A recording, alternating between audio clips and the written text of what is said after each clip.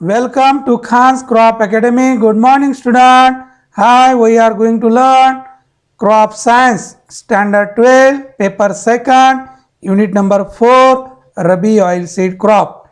In Rabi Oilseed Crop, cultivation of mustard. In previous lecture, explain the family, botanical name, origin, economic uses, ecology, means soil, climate, then varieties. These are the point can be completed in previous lecture. In this lecture, land preparation. विद्यार्थी मित्रांनो, या अगोदरच्या lecture number 1 मध्ये आपण cultivation of mustard सुरू केलं होतं. Family बघितलं आपण, botanical name, family, origin, ecology, soil, climate, त्यानंतर आपण व्हेरायटीज बघितल्या. तर आज लेक्चर नंबर 2 मध्ये आपण बघत आहोत land preparation for cultivation of mustard. Land should be deep plowing by iron plow immediately after harvest of previous crop. अगोदरचं पीक निघाल्याबरोबर आपण एक नांगरणी द्यायला पाहिजे. जर जमीन व्यवस्थित असेल तर लाकडी नांगरणी करावं आणि 3 वर्षातून एकदा आपण खोल नांगरणी करायला पाहिजे. Then 2 to 3 times cross wise harrowing for good tilth. तर नांगरणी झाल्यानंतर 2 ते 3 कुळोच्या पाळ्या द्यायला पाहिजे. जेव्हा आपण इरिगेटेड कंडिशनमध्ये लागवड करत असाल तर, आणि कोरडू असेल तर एवढं जास्त मशागत करण्याची आवश्यकता नाही. एक नांगरणी आणि एक कुळवणी करून पेरून टाकायचं, कारण जमिनीमधलं ओलावा निघून जाणार. यासाठी लवकर पेरणी करायला पाहिजे. ओलिताचं असेल तर चांगल्या पद्धतीची मशागत करणं गरजेचं आहे. Collect and destroy the previous crop stubbles. अगोदरच्या पिकाचं अवशेष जमा करून आपण जाळून टाकायला पाहिजे किंवा कंपोज करायला पाहिजे. Then apply 5 to 10 tons of FIM per hectare at the time of last हॅरोईंग.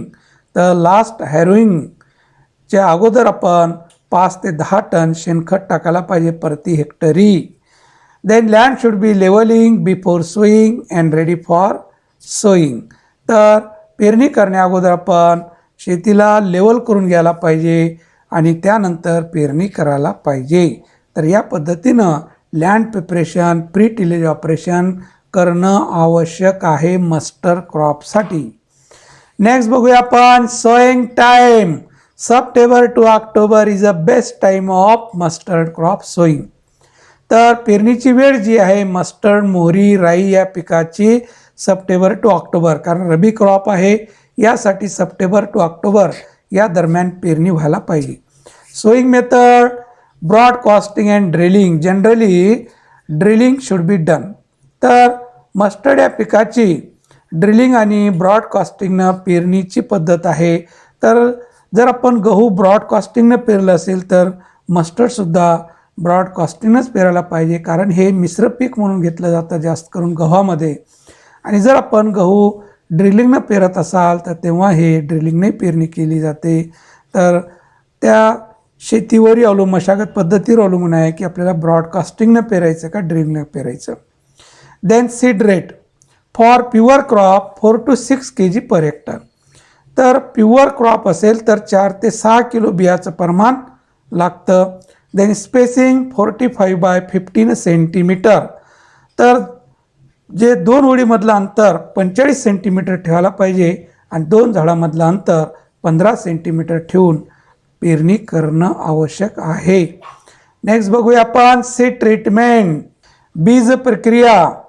The mustard seeds are treated with organomercurial like thiram at the rate of 3 grams per kg of seed to control the attack of fungal diseases. तर बियाला बीज प्रक्रिया करायला पाहिजे पेरणी करण्या अगोदर. त्यासाठी ऑर्गॅनोमर्क्युरियल कंपाऊंड फंजिसाईड जे आहे थायरम 3 ग्रॅम प्रति किलो बियाणं या प्रमाणामध्ये बियाला बीज प्रक्रिया करून जर बी पेरलं तर रोगाचं बंदोबस्त होणार. जे सीड बॉर्न डिसीज असतात, बियाद्वारे होणाऱ्या रोगाचं बंदोबस्त होतं. Then next point, irrigation. Generally mustard crop can be grown on rainfed condition. It does not give irrigation. For irrigated crop, one pre-sowing irrigation should be given and then other 2 to 3 irrigations are given at 1 month interval. It require then 2 to 3 irrigation in whole growth period under irrigated condition. विद्यार्थी मित्रांनो, तसं mustard crop हे कोरडवू घेतलं जातं. गव्हामध्ये असेल तर गव्हाबरोबर राईला पाणी मिळतं, जसं आपण ऊसाबरोबर एरंडीला पाणी मिळतं तसं आहे. गव्हाबरोबर गव्हाला जेवढ्या 5-6 पाणी देणार तेवढं त्या मोहरीला मिळणार. परंतु प्युअर मस्टर्ड क्रॉप घ्यायचं असेल तसं पाणी देण्याची आवश्यकता नसते. पण जमिनीमधला ओलावा निघून जर गेलेला असेल तर आपण पेरणी करण्या अगोदर एक पाण्याची पाळी देऊन नंतर पेरणी केल्यामुळं तणाचं जे प्रादुर्भाव होणार आहे ते पूर्ण तण निघून येणार आणि पेरते वेळेस आपण काय करणार, कुळवणी करणार म्हणजे रासणी करणार. त्याबरोबर पूर्ण निघालेलं नवीन तण हे मरून जाणार. यासाठी आपण तणाचं बंदोबस्त करण्याचे खर्च लागणार होतं, त्याची बचत होते, पिकाची चांगली वाढ होते. यासाठी पहिलं पाण्याची पाळी पेरणी करण्या अगोदर देणं गरजेचं आहे. हरभरा असो, गहू असो, मस्टर्ड असो, यांना एक पाणी पहिले दिलं तर फारच एकतर जमीन सॉफ्ट होते, पेरणी चांगली होते आणि तणाचं बंदोबस्त होतं. म्हणजे एक खुरपणीचं खर्च वाचतं. आणि पहिली खुरपणी हे फार हार्ड असते, कारण पिकाबरोबर ते निघालेलं असतं, पिकाला दाबून टाकते. यासाठी आपण अगोदर तणाचं बंदोबस्त करून जर पेरणी केलेलं असेल तर फारच उत्कृष्ट बाळांनो. तर बघूया आपण इरिगेटेड मस्टर्ड क्रॉपसाठी आपल्याला 2 ते 3 पाण्याच्या पाळ्या द्यावं लागणार. तर पहिली पाणी पेरणी करण्या अगोदर, नंतरच्या 2-3 पाण्याच्या पाळ्या 1-1 महिन्यांनी दिलं तरी चालतं. जास्त पाण्याची आवश्यकता नसते. गहू सारखं पाणी लागत नाही, हरभऱ्यासारखं पाणी लागतं. ओके, नेक्स्ट बघूया विद्यार्थी मित्रांनो, manures and fertiliser.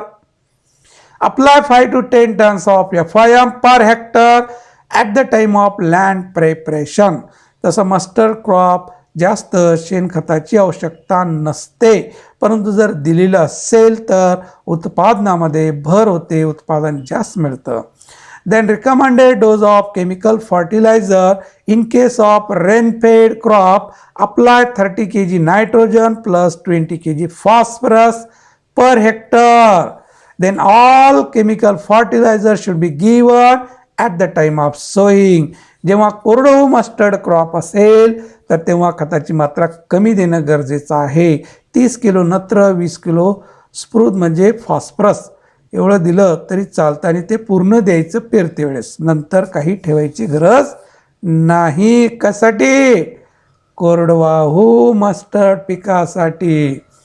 For irrigated crop apply 40 kg nitrogen plus 20 kg phosphorus plus 20 kg potash per hectare.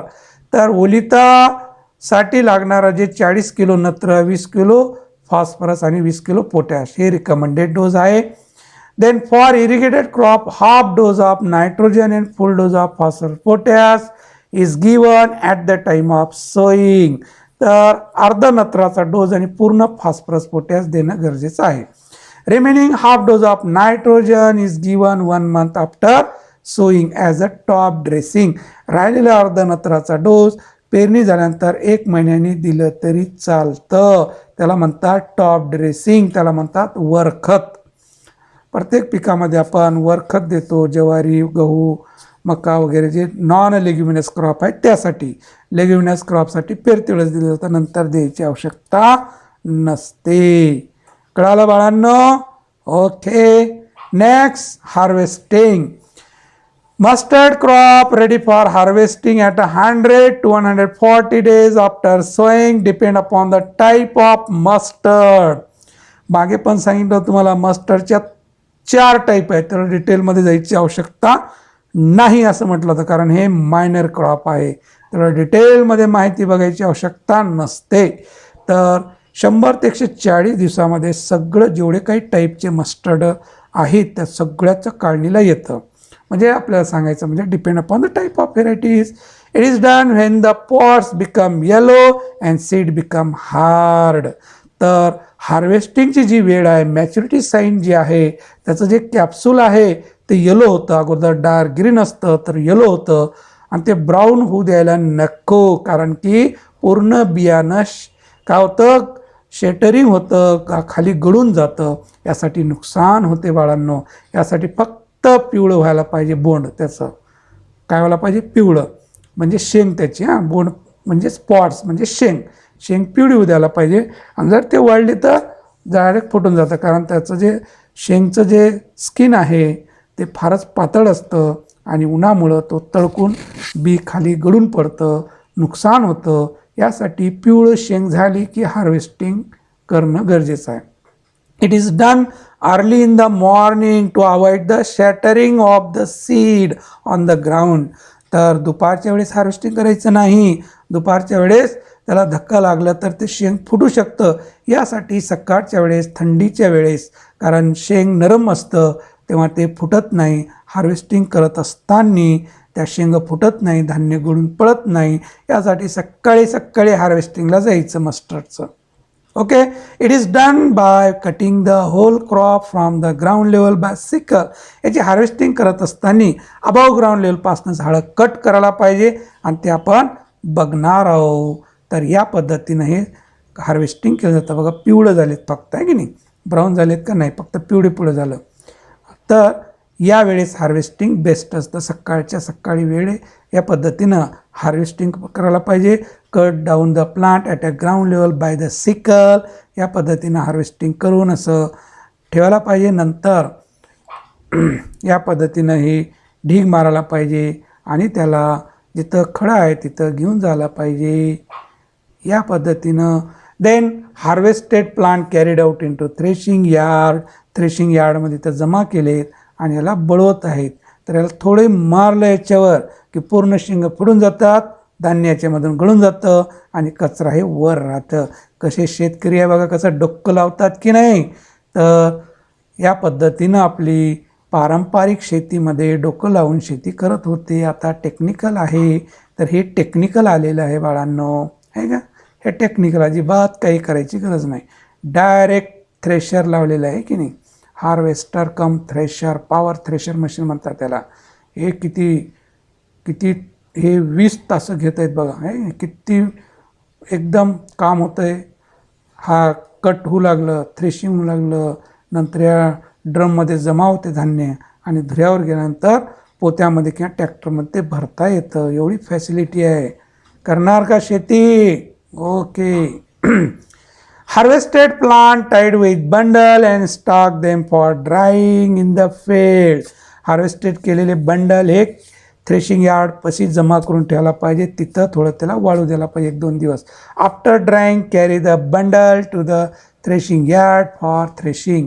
तर थ्रेशिंग ड्राईंग होण्या अगोदरच आपण थ्रेशिंग यार्डमध्ये आणून ठेवलं तर नुकसान टळतं. Threshing is done by beating with stick or मोगरी.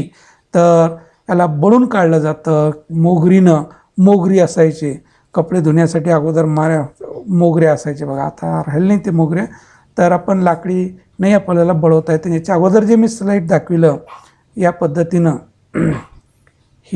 या पद्धतीनं हे बळवलं, याच्यावर बळवलं जातं.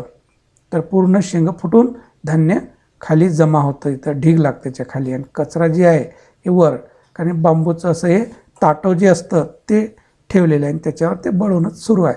जास्त ताकद लागत नाही, तुरीसारखं ताकद लागत नाही. फारच हे असतं, याचं स्किन नरम असतं तेव्हा फुटतं. Then winnowing is done to separate the grain from the chaff. तर उधळणी करायला पाहिजे त्या बियामधून जे काही कचरा आहे ते वेगळं करण्यासाठी.